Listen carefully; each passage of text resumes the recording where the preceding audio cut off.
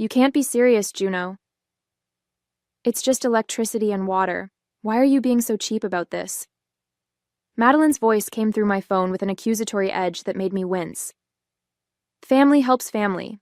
You know I would do the same for you. Would you, though? I challenged, pacing across my apartment in Seattle. Because when I needed a place to stay during that conference last year, you said your guest room was being renovated. That was different, she countered. We actually were renovating. For 6 months? Look, it's not like you can't afford it. You're single with no kids and that tech job pays you ridiculous money. Meanwhile, I'm supporting a family of 5 on a teacher's salary. I took a deep breath. Madeline, it's not about affording it. The cabin costs me over $2,000 a month in mortgage, insurance, taxes, and regular maintenance. You're asking to use it for 3 weeks without contributing anything. It's sitting empty anyway, she exclaimed. What difference does it make if we're there or not? The bills still exist. You're seriously going to nickel and dime your own sister. My name is Juno Reynolds, 29 years old, and the proud owner of a cabin on Lake Chelan in Washington State. I purchased it last year after saving for nearly a decade, a personal achievement I'm immensely proud of. What I want is simple: to enjoy my vacation property on my terms and to have my boundaries respected by my family. Standing in my way is my older sister Madeline, who seems to believe that my possessions are community property, particularly when it benefits her. I'm not nickel and diming you, I said firmly. I'm asking you to contribute to the utilities you'll be using. That's completely reasonable. Mom and Dad think you're being ridiculous too, Madeline replied, playing her trump card. That gave me pause. You've already talked to them about this? Of course I have. They agree that this isn't how family treats family. I felt a familiar knot forming in my stomach. Madeline had always been expert at rallying our parents to her side in any dispute. As the oldest, with 3 kids and a perpetually tight budget, she had perfected the art of positioning herself as the struggling underdog, worthy of everyone's support and accommodation. We'll talk more later, I said, not wanting to escalate things further without collecting my thoughts. I need to get back to work. Fine, she huffed, but this conversation isn't over. After hanging up, I checked my email and felt my heart sink. There was a message from my property management company about the cabin, with the subject line, Urgent Water Damage Report. Apparently there had been a small leak in the utility room during the last heavy rain. Nothing catastrophic, but it would need immediate repair. The estimate attached was for $3,500, money I hadn't budgeted for this month.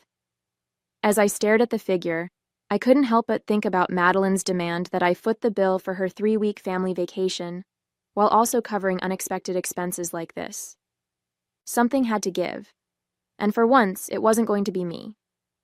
Growing up as the youngest of 4 siblings in a middle-class household in Washington State taught me the importance of both self-reliance and resourcefulness. Our parents, while loving, had stretched finances with multiple children, so I learned early to save for what I wanted and work for what I needed. By 16, I had 3 jobs: bagging groceries after school, tutoring on weekends, and mowing lawns in the summer. Every dollar went into my someday fund. Madeline took a different path. 5 years my senior, she married young to her high school boyfriend Louis, had 3 kids in quick succession, and settled into the role of struggling but virtuous mother. She was a dedicated elementary school teacher, and I genuinely admired her commitment to education and her children. But there had always been an assumption that her choices were somehow more noble than mine, and therefore more deserving of family support. Juno's doing great, our mother would say, but Madeline is raising the next generation. That's the real work. So it became a pattern. Madeline needed help with childcare, so I would drive 2 hours on weekends to babysit. Madeline's car broke down, so our parents lent her money they could ill afford. Madeline wanted family photos, so I, with my expensive camera hobby, was expected to provide professional quality portraits for free. I never minded helping. Not really. Family matters to me. But the reciprocity that should exist between siblings never materialized. When I needed anything, there was always a reason why Madeline couldn't help. The kids were sick, Louis was working overtime. They were just so stretched thin right now. The cabin represented my breaking free from this dynamic. I had saved diligently for years, working overtime and investing carefully. When I found the property on Lake Chelan, a modest 2-bedroom with a stunning view of the water, I knew it was meant to be mine. My siblings had reacted with varying degrees of enthusiasm when I announced the purchase. "That's awesome," my brother Jason had said sincerely. "Seems excessive for one person," my sister Grace had remarked. "I can't wait to visit," Madeline had exclaimed, already making plans. I hadn't thought much about that last comment at the time. Of course my family would visit occasionally. I wanted to share the joy of this special place with them. What I hadn't anticipated was Madeline's assumption that my second home would become her family's free vacation spot whenever they wanted it. The first time she asked, I happily agreed. It was winter break, and they stayed for 5 days. When they left, I discovered broken dishes, stained towels, and heating bills triple the usual amount. Madeline brushed off my concerns. Kids will be kids. And it's just stuff, Juno. The second time, I hesitated, but eventually said yes. The pattern repeated. Messes left. Costs incurred. No acknowledgement of the imposition. Now, facing her third request, this time for a full 3 weeks in the height of summer, something in me balked. I loved my sister, but a growing suspicion had taken root that her version of family helps family only flowed in one direction. The next evening, my parents called. I knew exactly what it was about before I even answered. "Juno, honey," my mother began in that placating tone she reserved for family disputes. "We need to talk about this situation with Madeline and the cabin." I sighed. "Mom, I'm just asking her to contribute to the utilities while they're there. It's not unreasonable." "She says you're asking for rent," my father chimed in, his voice tinged with disapproval. "I'm not," I clarified. "I'm asking her to cover the utilities they'll use during their 3-week stay. The electric bill alone will be substantial with 5 people running the air conditioning in July." "But you'd be paying those bills whether they were there or not," my mother countered, echoing Madeline's argument. "That's not true," I explained patiently. "The baseline costs are low when no one's there. It's the usage that drives up the bills." There was a pause, then my father spoke again. "Juno, we raised you to be generous with family. Madeline doesn't have the financial flexibility you do. Her kids have been looking forward to this vacation for months." The implication was clear.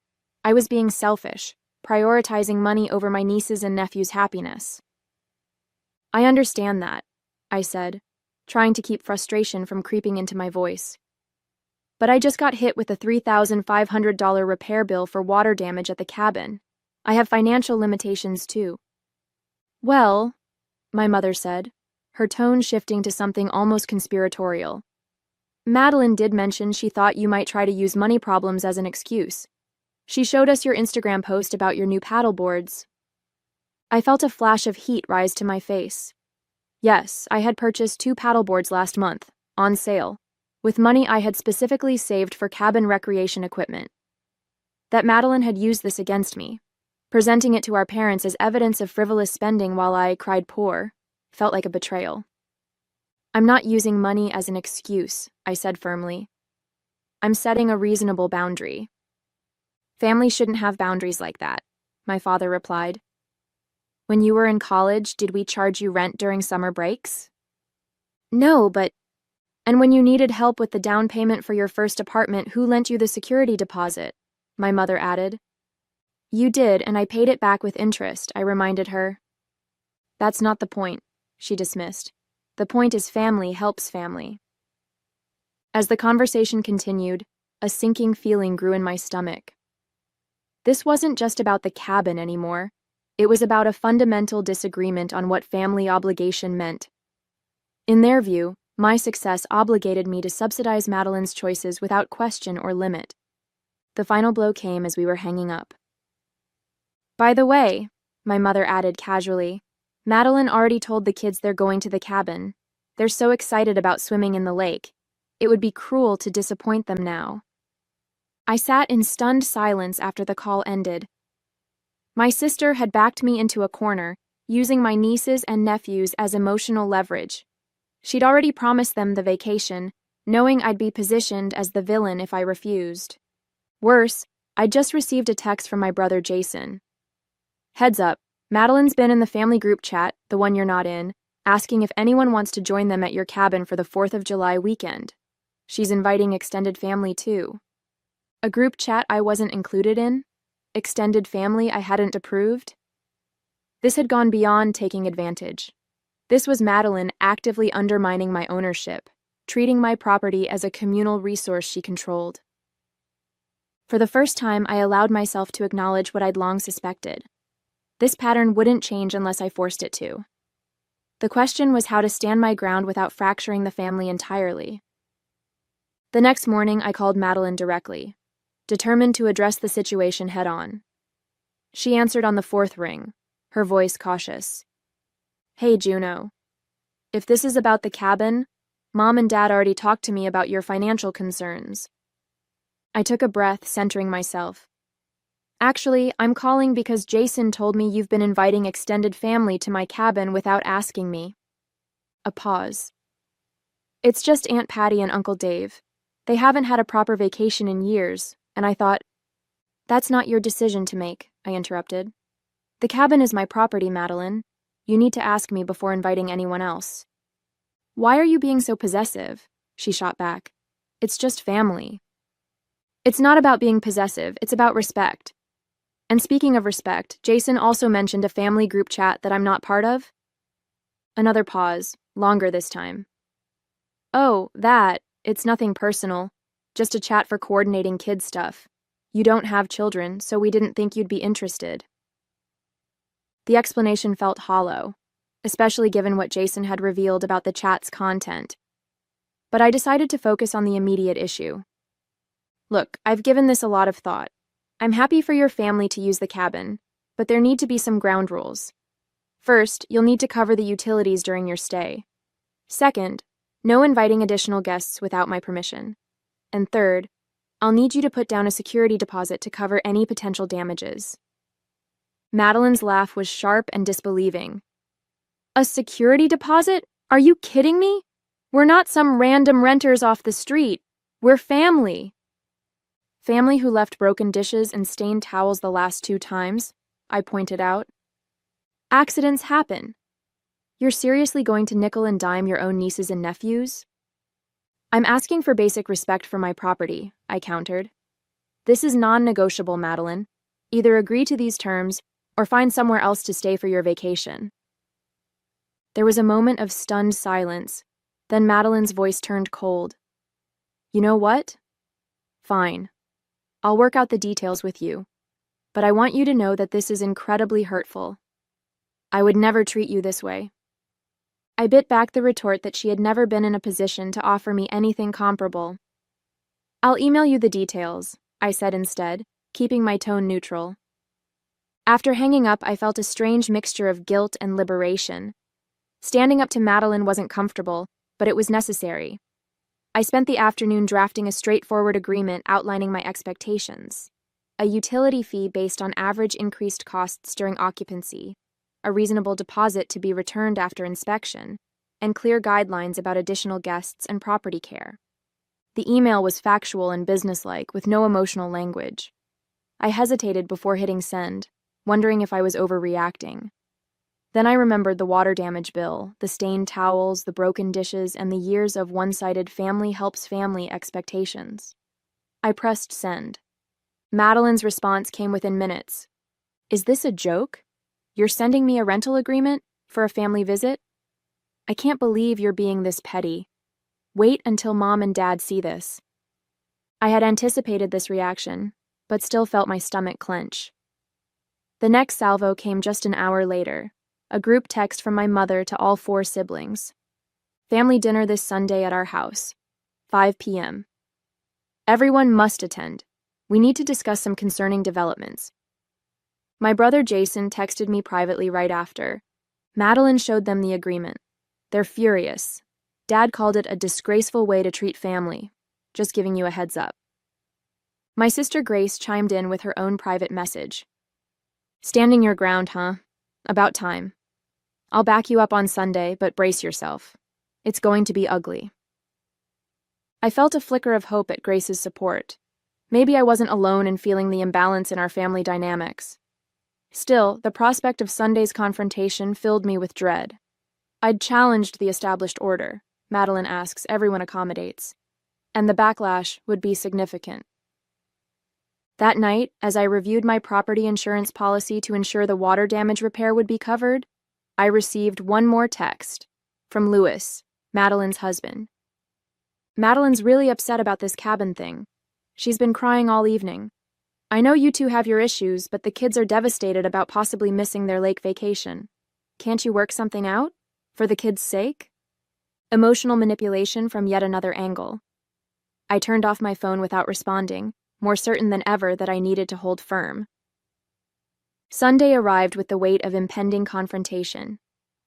I spent the morning hiking to clear my head, then drove to my parents' suburban Olympia home with a strange calm. Whatever happened, I wouldn't back down on this issue. It was too important, not just for my finances, but for resetting long-established patterns in our family. When I arrived, the tension was palpable. My father gave me a curt nod, my mother a tight-lipped smile. Madeline wouldn't meet my eyes. Only Jason and Grace greeted me normally, with Jason offering a subtle thumbs-up of encouragement. Dinner was a painfully quiet affair, with conversation limited to safe topics like the weather and my nephew's baseball team. It wasn't until dessert that my father cleared his throat and addressed the elephant in the room. "We need to talk about this cabin situation," he announced. "Madeline showed us the contract you sent her." He practically spat the word contract as if it were obscene. "It's a standard agreement," I replied calmly. "Nothing unreasonable." "It's cold and formal," my mother interjected. "This is your sister, not some stranger from the internet." "That's exactly why I need clear boundaries," I explained. "Because our history makes this complicated." "Boundaries?" Madeline finally spoke, her voice trembling with either genuine or performative emotion. I couldn't tell which. "Since when does family need formal boundaries? We've always helped each other." I took a deep breath. Have we? Have we really helped each other equally? An uncomfortable silence fell over the table. "What's that supposed to mean?" my father asked. "It means," I said carefully, "that family helps family has mostly meant everyone accommodating Madeline, with little reciprocity." "That's not fair," Madeline protested. "I have 3 children and a teacher's salary. You're single with a tech job." "And I've worked extremely hard for everything I have," I countered, "including that cabin which represents years of saving and sacrifice." My mother shook her head. "No one's denying your hard work, Juno. But surely you can see that Madeline's needs are greater than mine," I finished.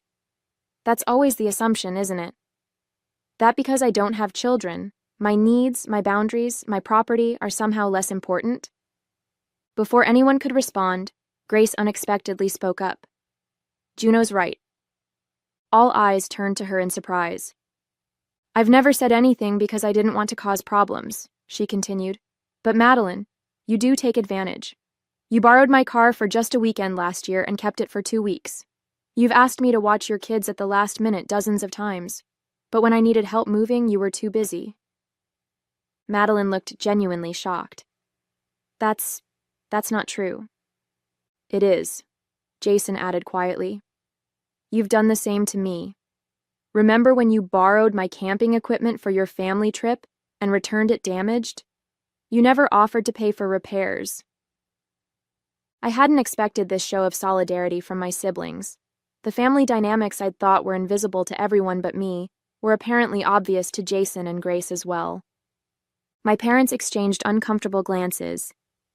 Then, in a moment that truly stunned me, my father turned to Madeline and asked, "Is this true?" "Of course not. They're ganging up on me because—" Madeline trailed off, unable to complete the accusation. My mother, looking troubled, reached for her phone.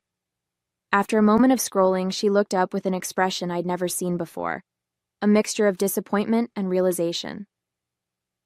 "Madeline, I just checked our joint calendar. In the past year, We've watched your children 27 times. We've lent you money on 8 occasions. We've helped you move, repair your car, and even paid your electric bill when it was past due." She paused. "How many times have you helped your siblings or us in that same period?" The question hung in the air, unanswered. I have children," Madeline repeated weakly. "It's different." "Is it?" my father asked, his voice softer now. "We raised all 4 of you to support each other. But support should go both ways, shouldn't it?" I sat back, processing this unexpected shift. For the first time, my parents were seeing the imbalance that had defined our family relationships for years. And judging by Madeline's expression, a mixture of defensiveness and dawning awareness, she was seeing it too. The conversation had taken a turn I never could have predicted. This wasn't just about my cabin anymore. It was about a fundamental re-examination of how our family functioned, and who bore the burdens of family helps family. The week following the family dinner passed in tense silence. No one called me, not even Jason or Grace. I wondered if their moment of solidarity had dissolved under pressure from our parents or Madeline, who had stormed out of the dinner in tears after being confronted with the reality of her one-sided expectations. I went about my routine, working, visiting the cabin to supervise the water damage repairs, and trying not to obsess over the family conflict. I stood by my decision to require the agreement, but I couldn't help questioning whether I should have approached the situation differently. Had I been too harsh? Too businesslike? By Friday, I still hadn't heard from Madeline regarding the cabin. July was approaching rapidly, and I needed to know whether to block off those 3 weeks on my calendar or make my own plans for the property. I decided to text her directly. "Madeline, I need to know if you still want to use the cabin in July. If so, we need to finalize the agreement. If not, that's fine. Just let me know so I can make other arrangements." No response. On Saturday morning, I was at the cabin overseeing the installation of a new water heater when my phone rang. It was my mother. "Juno," she began, her voice carefully neutral. "We've been talking as a family about this situation, and we'd like to have another meeting tomorrow. Would you be willing to come?" "Is this an ambush?" I asked cautiously. "No," she assured me. "It's a genuine attempt to work things out. Your father and I have been doing some reflecting and, well, we'd like everyone to talk openly." I agreed, with some trepidation. That night, I prepared myself mentally for various scenarios, from capitulation to confrontation. Whatever happened, I was committed to maintaining my boundaries while remaining open to reasonable compromise. The next day, I arrived at my parents' house to find everyone already gathered. My parents, Jason, Grace, and Madeline, who looked subdued but not hostile. Louis was notably absent. "Thank you for coming," my father began once we were all seated. "We've been having some difficult conversations this week about family dynamics and expectations. Madeline has something she'd like to say." Madeline looked up, her expression a mixture of embarrassment and resignation. "I've been thinking about what everyone said last week. At first I was angry and hurt, but I've started to see that maybe I have been taking advantage." She paused. "I'm not saying I've been doing it intentionally, but the pattern is there." I nodded, surprised and cautiously hopeful. "About the cabin," she continued, "I understand now why you wanted the agreement. It's your property and you have every right to set conditions for its use." "Thank you for saying that," I replied sincerely. "But," Madeline added, "I still can't afford to pay what you're asking. The utility deposit and security deposit together are more than we've budgeted for our entire vacation." I was about to respond when my father interjected. "That's where we wanted to propose a solution," he said. "Your mother and I will cover the security deposit for Madeline's family. It seems fair since we've enabled some of these imbalanced expectations over the years." I considered this. That would help, but there's still the issue of property respect. The last 2 times they stayed, things were damaged and not reported. "I've talked to Louis and the kids about that," Madeline said. "We've agreed to be more careful and to replace or repair anything that gets damaged." It was a start, but words alone weren't enough after years of established patterns. I pulled out my tablet, where I'd prepared a simplified version of my original agreement. "I've revised the terms," I explained. "The utility fee is calculated based on actual historical increases, not estimates. The security deposit is lower, and I've added a detailed checkout list so there's no confusion about expectations." I passed the tablet around, watching as everyone reviewed the document. It was still a formal agreement, but with more reasonable terms and clearer explanations of the rationale behind each requirement. "This seems fair," Grace commented. "Actually, I'd like a copy of this for when I let people use my beach condo." Jason nodded. "Same for my boat. It's good to have clear expectations." My mother looked thoughtful. "I think we've all learned something important here about boundaries and respect within a family." Madeline took the tablet last, reading carefully.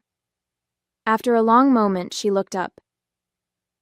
"I understand why you needed this now, and I apologize for how I've treated your property before.